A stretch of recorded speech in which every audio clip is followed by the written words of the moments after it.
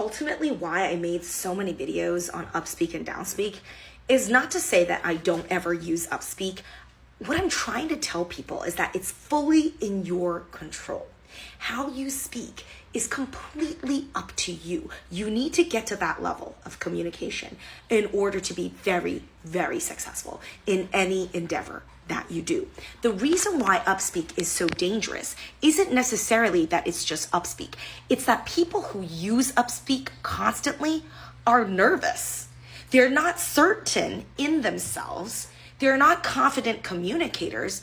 Upspeak is just a symptom of their illness, right? They're just not in control of how they're using their voice and their diaphragm and how they're communicating with people. So typically this is a problem because then it's like, well, why aren't you fixing this issue? Because it's not a normal speech pattern.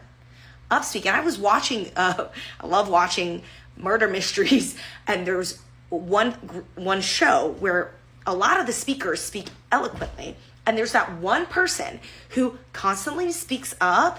When he was a child, he had some really weird proclivities, and that led to some of the issues that he's facing now.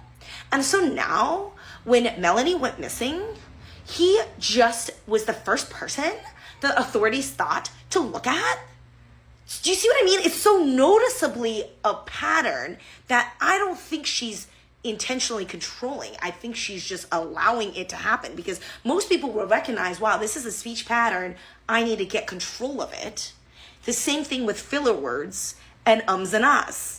The issues with all of these verbal problems is not so much the verbal problem in itself, because I certainly stutter and I certainly do ums and ahs here and there, but I'm in full control of that. And it's probably less than 5% of my videos where you'll catch me making vocal mistakes, because I'm in control of my voice and my thoughts.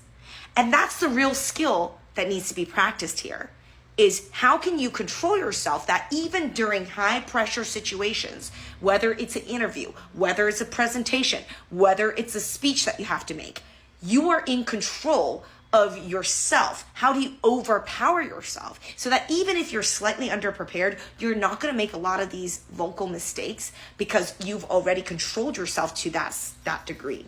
And that ultimately is why I'm making so many videos on communication tips. If you have any other questions, hit me up.